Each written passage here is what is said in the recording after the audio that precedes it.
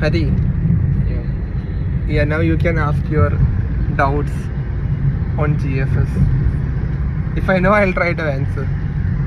Yeah. But we have to resolve this to move further, Yes. right? Because right now what is going to happen is, see, most of the research that we do, we are primarily relying on all the foreign products, be it predictions, be it forecasts, be it the products from satellites, be it reanalysis, right? And India is also facing a huge brain drain, because of which most of the development that is happening in the research is happening in the Western countries. See, I'm not politicizing this, but this is the reality. Yes. So now what happens is, if the Western countries actually decide to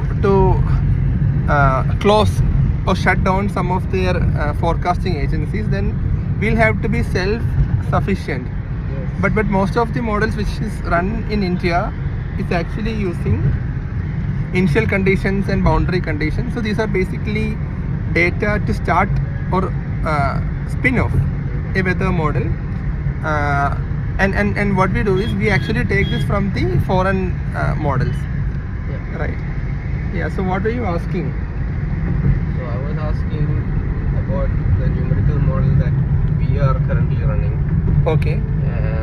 So yesterday when me and Abranil had a discussion, he was saying about using the initial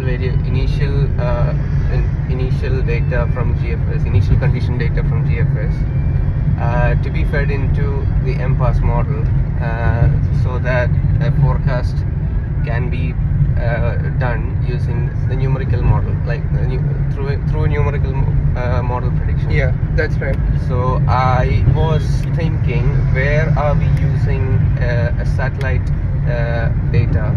Yes. So Yeah. So initial conditions, as I think I know, is that we are getting initial conditions from the satellite information. So I think that's how it is. So if he's using initial conditions from GFS, where are we actually getting the satellite information? Where are we using the satellite information? For example, satellites like Sabiri and Himawari, and like that.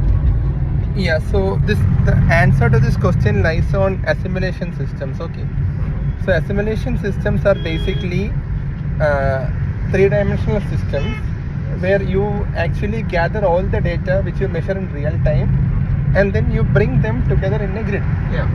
Right. Yes. So essentially what happens is, all the global meteorological organizations are actually collecting data. Yes. They are collecting data in real time. They are using stations, aerosols, right? They have satellite images, and then there are a lot of submarines and airplanes, etc., which collect information, data, and it's actually much more plenty amount of data available in the Western countries, while Africa has lesser amount of data. India also has only a decent amount of data. Yeah. So what actually happens is, all this data you get from satellites and from all these observations, you put them in a grid. Yes. So in satellite, different satellites are having different technologies for basically collecting data. Yes. And they use either infrared or thermal or microwave. Right now hyperspectral is also advancing.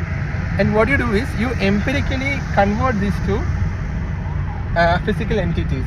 For example, if you are getting a particular IR band from Meteosat satellite data, this is a geostationary satellite. What you do is, you empirically convert this using some sort of physical equation, and then you convert this to rainfall. And this rainfall is stored in a grid.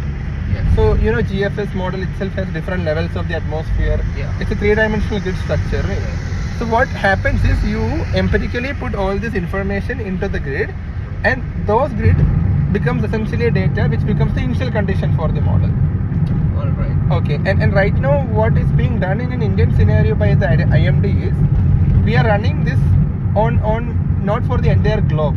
We are running this for a spatial domain, Yeah. which is having a limited area. This is having a limited area, right?